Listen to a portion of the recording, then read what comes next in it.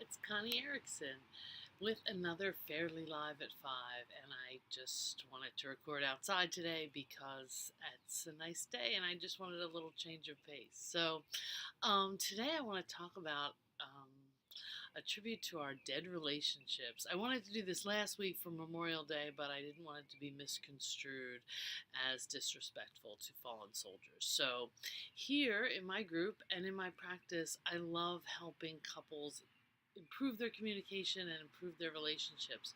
But I also see people in the throes of breakups, and I actually love that work too. I love that work firstly because people just about always recover and get better. And they're almost always better off after the initial anguish for the breakup. Gosh, I remember some of my breakups. I was so devastated and I thought I would never see the light of day again. But now I wish I could write each of those guys and the friend who slept with my then husband a thank you note because I'm in a great relationship. I have a great partner and I met him thanks to all those people. And secondly, I love breakup recovery work because it can be such a helpful and important time. I have the relationship I have today because of all the relationships I've had before and who I've become because of those relationships. Oh, I don't want to say all those relationships. It makes me sound like I had 100, which I did not. Um, but with each breakup, I did really take time and learn. It makes me cringe when I hear people say, I guess I just picked the wrong person. No, you didn't just pick the wrong person. You picked exactly the person who you were supposed to pick. Could you have picked better? Yeah, probably. But that's one of the reasons you have to figure out where you effed up. That's right, you, not your a hole ex, you. You see, if you don't take the time to figure out who you were in that relationship and what you want to do better, I guarantee you will repeat that relationship. It may not look the same in the beginning, but it will over time. Trust me.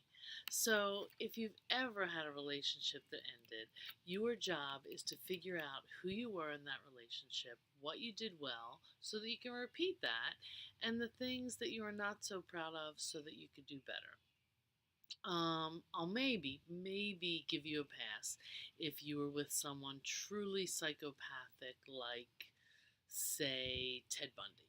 But otherwise, you have to figure it out. So I'll give you a few examples so you know what I'm talking about. I'll call her Jenny. Picked a guy who eventually left her for another woman. And he was great in the beginning. He made her feel so special and he gave her so much attention. But she missed his red flags of mediocre work ethic and avoiding conflict. And they were definitely his issues, not hers. But what about her made her miss them? So in therapy, we figured it out. She was a child of an alcoholic father who was emotionally unavailable.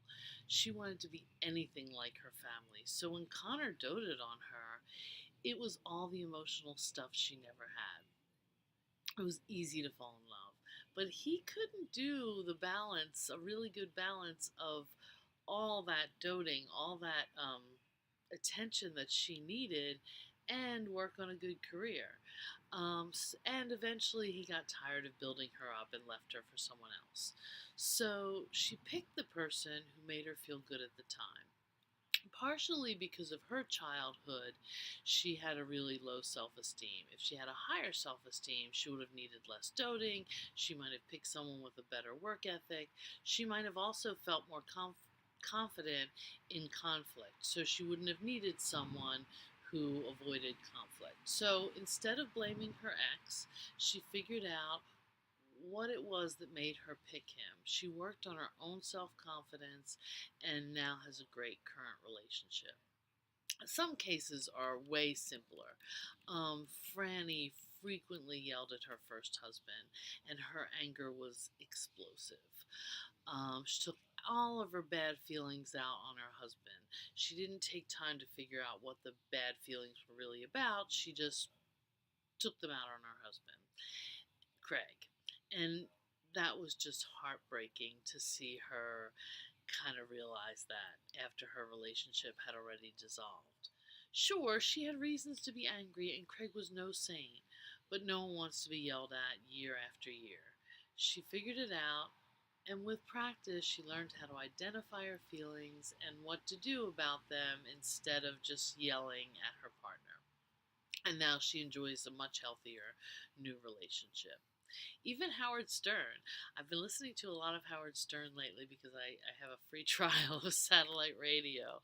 Um, but he's very candid about this issue. His first marriage didn't magically dissolve. He talks very frankly about how his egomania and singular career drive made him a crappy partner and made him horrible to live with. And he didn't figure that out until his first marriage was done. And he figured it out in therapy and he worked on himself. And now he seems like he has a solid 11-year second marriage. And bonus, he is a better interviewer than he ever has been. So if you follow in his footsteps and figure out what you did wrong in your last relationship, you might even have the bonus of doing better in your career. But anyway, my take home message is this: don't be so quick to blame your failed relationship on your ex. You picked them. Something about you made that you picked them. Something about you made you think that that choice was a good idea. Figure out what made you pick them and improve that part of you. No new partner can fix that for you. Really consider who you were in that relationship. You probably did some wonderful things in that relationship. Keep those things. Do them again. And you probably acted like a jerk sometimes too. So figure out what got in the way of you acting like your best self and fix that so you can be the partner that you're really proud of. And pick a partner who's going to be really good for you this time. All right, thanks. And most of you in here are already in a relationship, so you don't have to worry about picking. You just have to worry about figuring out the things that you did or didn't do and improving on them. So thanks. I'll see you next week.